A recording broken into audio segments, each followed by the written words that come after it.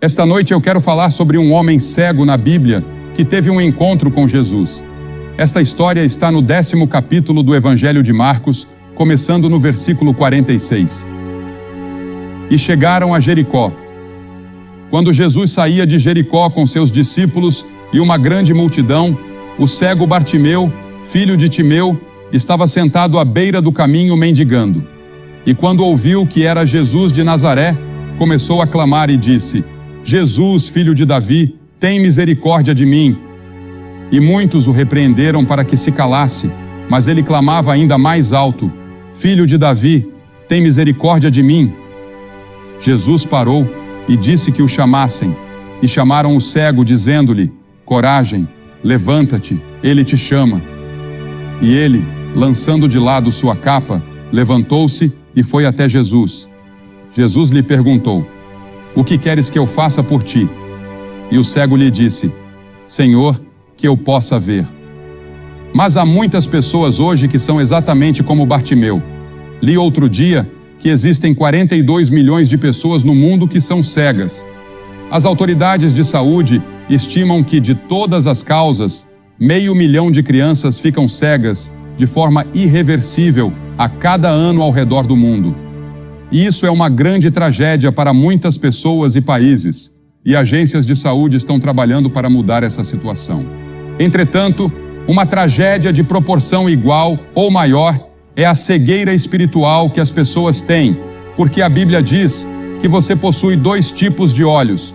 Você tem olhos físicos com os quais pode enxergar, e tem olhos espirituais. E você pode ver fisicamente, mas talvez não consiga ver espiritualmente. A cegueira espiritual afeta todos aqui. Há milhares de pessoas presentes esta noite que podem me ver aqui em cima, mas são cegas espiritualmente. E essa cegueira impede que você conheça verdadeiramente a Deus. Agora Bartimeu era um homem cego, e ele saiu do pequeno lugar onde passou a noite, sem esperança de que algum dia pudesse enxergar. Ele ia até o portão de Jericó e pedia esmolas às pessoas que passavam por lá. Pessoas que iam ao mercado ou seguiam para seus negócios naquele dia. Ele dizia: ajude o cego, ajude o cego, ajude o cego, ajude o cego. Ele tinha sua bengala, um casaco velho e surrado. Ele havia pedido um pouco de pão a uma mulher enquanto seguia seu caminho e conseguiu um pouco de leite. E lá ele se sentava com outros cegos e mendigos, esperando que as pessoas lhes dessem um pouco de dinheiro ou algo que os ajudasse. E assim, ao olhar para Bartimeu, eu vejo a mim mesmo, ou vejo você. A Bíblia diz que ele está cego espiritualmente, e nossos líderes mundiais estão tateando no escuro. Eu ouço algumas dessas coisas na televisão, vindas de alguns de nossos líderes mundiais, e fico surpreso com a cegueira espiritual. E já conversei com alguns deles em particular. E às vezes, sinto vontade de estender a mão, sacudi-los e dizer que eles precisam de Cristo, porque Cristo poderia abrir seus olhos. E eu acho que somente os verdadeiros crentes sabem o que está errado com o mundo, porque o que está errado com o mundo é um problema espiritual. Agora Bartimeu não podia ver seus trapos. Ele não podia ver sua imundície. Ele também não podia ver a beleza. E de tempos em tempos, lemos sobre alguém vivendo em uma casa ou apartamento cheio de recipientes vazios, lixo e sujeira. E a pessoa que vive ali pode parecer levar uma vida perfeitamente normal e está bem vestida. Eu conheço uma casa assim agora, onde a senhora está sempre bem vestida. O marido é médico e eles são respeitáveis, são boas pessoas, e quando você os vê fora de casa, pensa que são o casal mais maravilhoso do mundo. Mas se você entra na casa deles, é uma bagunça, parece um chiqueiro, e é assim com muitos de nós. Parecemos estar bem por fora, mas lá no fundo, em nossos corações e almas, sabemos que algo está errado. E por algum motivo, a pessoa parece nem se importar. A Escritura diz: o homem natural, esse é o homem comum, o homem antes de conhecer a Cristo, não aceita as coisas do Espírito de Deus, pois para ele são loucura, e não pode entendê-las, porque elas se discernem espiritualmente. E parece tolice eu estar aqui e dizer que porque Jesus Cristo morreu em uma cruz há 2000 anos e ressuscitou dos mortos, isso pode impactar sua vida hoje e agora, dando-lhe a segurança, a paz e a alegria que você nunca conheceu antes, ajudando a resolver muitos dos problemas de relacionamento que você enfrenta e lhe dando um senso de responsabilidade pelo seu próximo. Mas é verdade, e algumas pessoas chamariam isso de loucura. A Bíblia diz que a proclamação do Evangelho é loucura para os que perecem. Veja, você está cego pelo Deus deste mundo. E quem é o Deus deste mundo? Jesus o chamou de diabo, o príncipe do poder do ar, o príncipe deste mundo. Há uma outra força no mundo, e essa outra força também tem poder sobrenatural. E essa outra força é o diabo.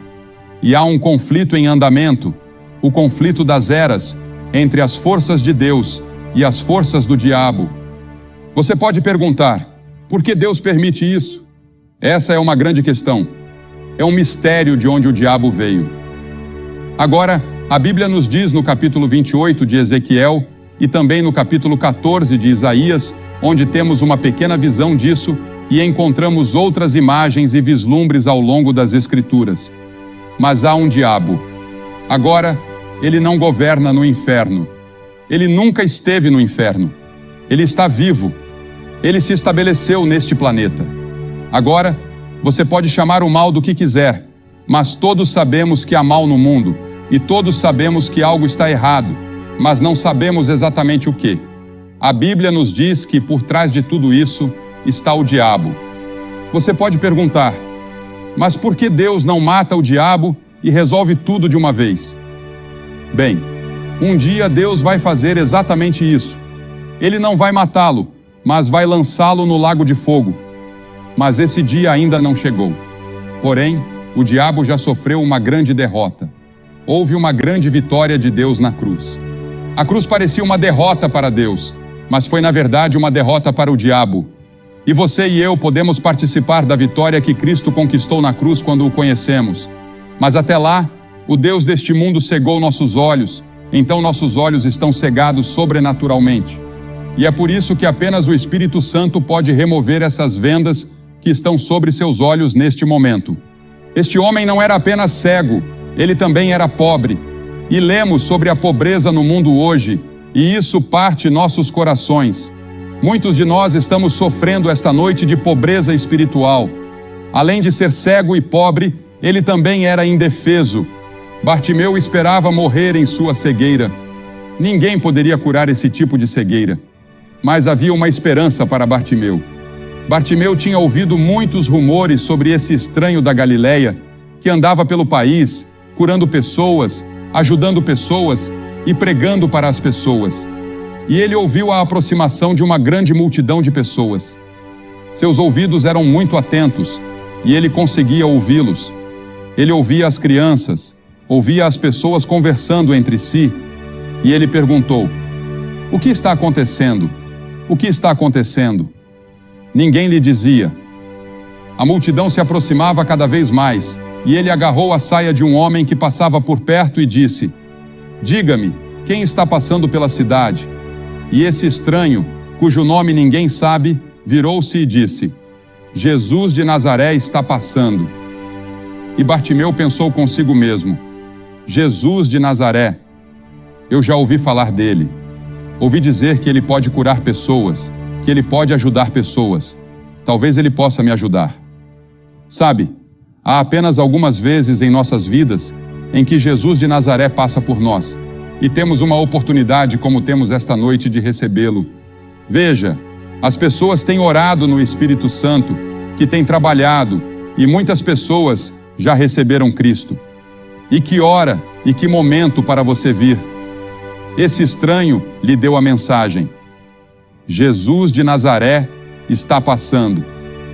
Eu me lembro da história do cirurgião-geral de Portugal, um ex-cirurgião-geral, que estava caminhando pela rua um dia, quando um pedaço de papel grudou em seu pé. Ele foi para casa, tirou o papel do sapato e olhou para ele. Era um folheto evangelístico. Ele decidiu lê-lo e o leu.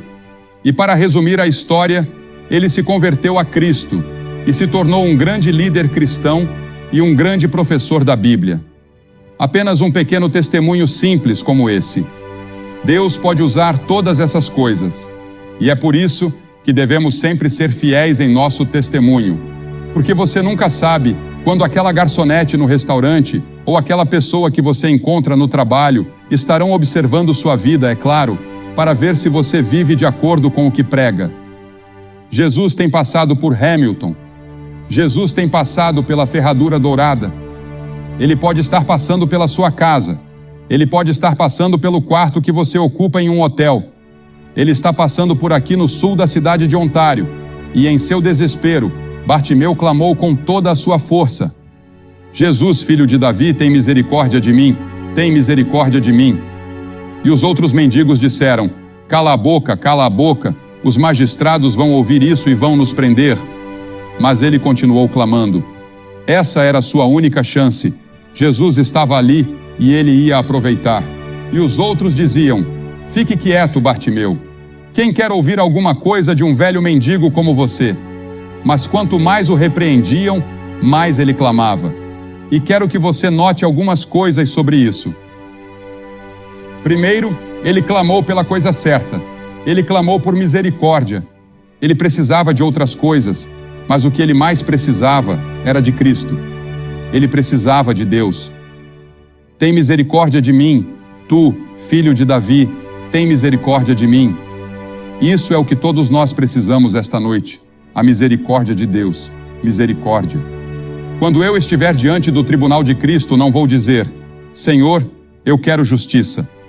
Se eu receber justiça, vou acabar no inferno. Eu quero misericórdia, e Deus ofereceu sua misericórdia na cruz. E ele diz: eu vou te perdoar e te limpar de todo o pecado que você já cometeu. Você nunca terá que enfrentar o julgamento. Você nunca estará em perigo do inferno se entregar sua vida a Jesus Cristo.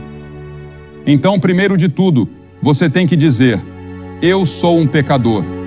Você tem que dizer isso a si mesmo e talvez a outras pessoas, assim como um alcoólatra. Antes de você poder ajudar um alcoólatra, ele precisa estar disposto a dizer: eu sou um alcoólatra, para que você possa ajudar. No vício em drogas, você tem que dizer: eu sou um viciado em drogas, preciso de ajuda. E quando você vem a Cristo, deve dizer: eu sou um pecador, preciso de ajuda, e ó Senhor Deus, por favor, me ajude. E então, a segunda coisa, ele não apenas clamou pela coisa certa, mas também clamou para a pessoa certa. Ele clamou ao Senhor Jesus Cristo, o Filho do Deus vivo, o único em todo o mundo que podia ajudá-lo, que estava bem ali. E todas as suas esperanças estavam centradas nele. A Bíblia diz que nenhum outro nome foi dado entre os homens pelo qual devemos ser salvos, exceto pelo nome de Jesus. Para quem iremos? Tu tens as palavras da vida eterna. Jesus havia dito: eu sou o caminho, a verdade e a vida. Ninguém vem ao Pai senão por mim. E este homem Bartimeu estava vindo da maneira certa. Ele estava vindo à pessoa certa. Ele estava vindo a Jesus, o Filho de Deus. E ele clamou no momento certo. Jesus estava passando.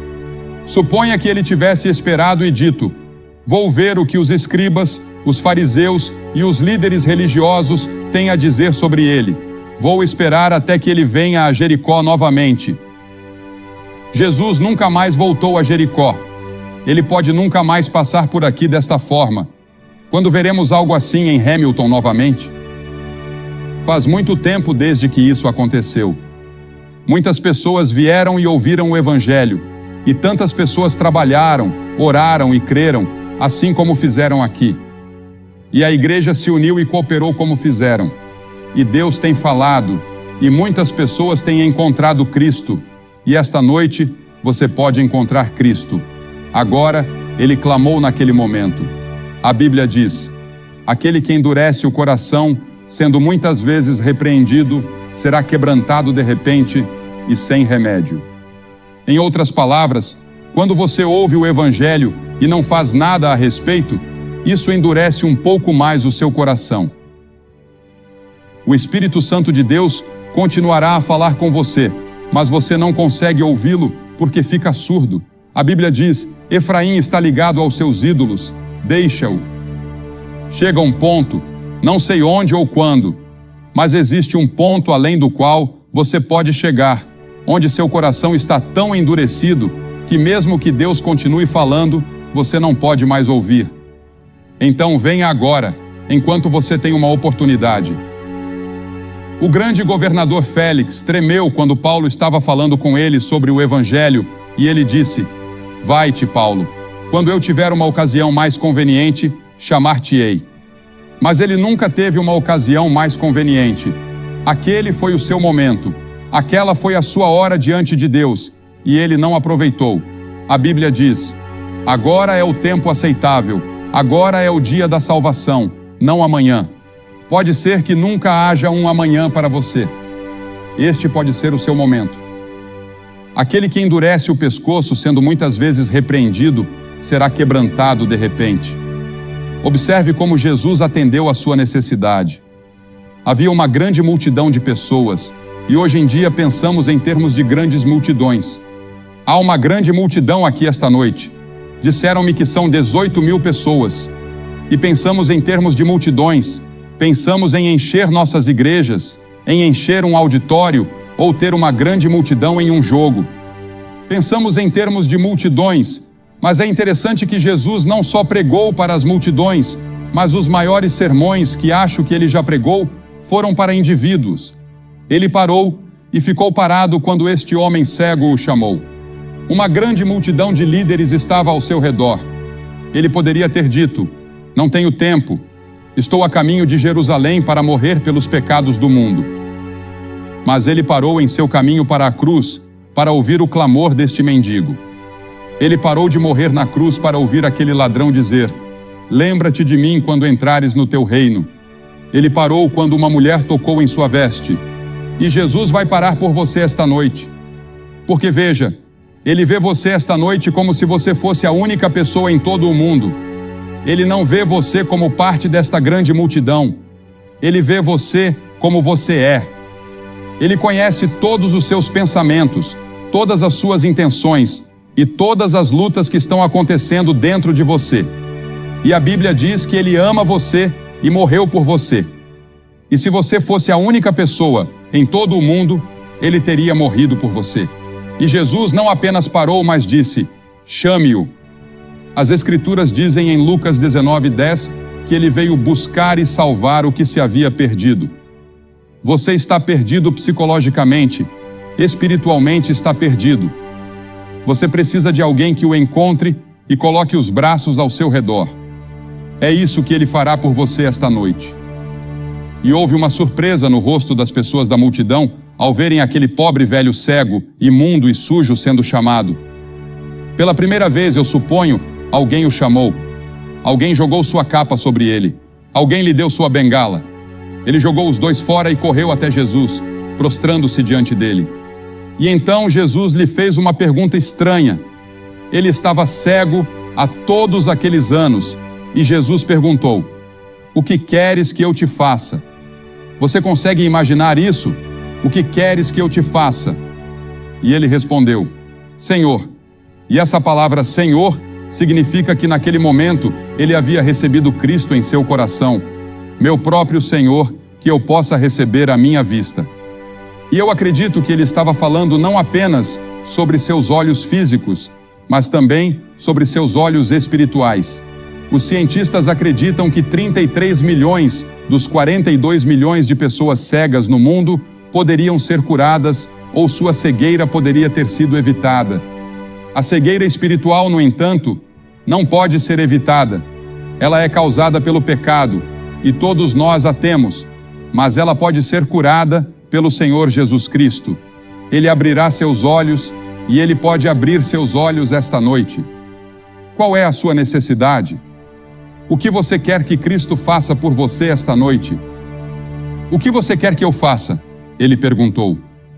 Alguns de vocês podem dizer: eu quero que ele perdoe meus pecados. Quero que ele me dê a certeza de que, se eu morresse neste momento, eu iria para o céu. Eu quero paz. Gostaria de rededicar minha vida. Fui batizado ou confirmado, mas de alguma forma, não tenho esse relacionamento pessoal com Cristo. Não tenho essa caminhada com Ele que eu deveria ter e gostaria de ter isso. Talvez você queira reafirmar seus votos de confirmação, seja o que for. E Jesus disse a ele: vai, a tua fé te salvou. Não foi o dinheiro, não foram as boas obras, mas a tua fé te salvou. Estou pedindo para que você dê esse passo hoje à noite. E se você tiver alguma dúvida em seu coração, faça o seu compromisso esta noite. Você sabia que, a cada noite que estivemos aqui, mais de 700 pessoas vieram a Cristo e fizeram um compromisso? Em ambas as noites. E o que vou pedir que você faça é o que já fizemos em toda a América Latina, em toda a Europa, em todo o Oriente, em toda a América e em todo o Canadá. Pedimos às pessoas que se levantassem de seus assentos e viessem à frente do palco, dizendo simbolicamente: eu preciso de Cristo. Eu quero a sua misericórdia. Eu quero o seu amor e a sua graça. Eu quero conhecê-lo pessoalmente. Por que peço que você venha à frente e faça essa declaração pública? Porque Jesus foi pendurado na cruz publicamente por você. Ele não fez isso em particular. Ele fez isso publicamente. E as pessoas estavam contra ele, zombando dele. Ele estava nu e sangrando, e fez isso publicamente. E ele disse que, se não estivermos dispostos a confessá-lo publicamente diante dos homens, ele não nos confessará diante de seu Pai, que está no céu. É um compromisso público. E estou pedindo que você faça esse compromisso esta noite. E depois que todos vocês vierem e ficarem aqui, vou dizer algumas palavras a vocês, fazer uma oração e dar-lhes um livro para levar para casa, que ajudará no seu crescimento cristão. Se você está com amigos ou parentes, eles vão esperar. Se você está em um ônibus, eles vão esperar. E vocês que estão no outro auditório ou sala, que não puderam entrar aqui, podem se levantar e vir, e os voluntários vão deixar vocês entrarem neste prédio para se juntarem àqueles que vão vir. E do balcão, pode demorar um pouco mais do que pensei na primeira noite. Vai levar pelo menos 3 minutos para você descer. Então, levante-se e venha agora. Mas não deixe que um pouco de tempo o impeça, e não deixe que a grande multidão o impeça. Apenas levante-se e venha, porque é você diante de Deus. Esta é a decisão mais importante que você já fez. E se você quiser trazer um amigo com você, traga seu amigo. Mas levante-se e venha, e não deixe nada te segurar. Nós vamos esperar. E as pessoas estarão orando por todo este grande coliseu enquanto você vem. Você nunca terá outro momento como este. Venha, vamos esperar por você agora. E depois que você vier, falarei com você.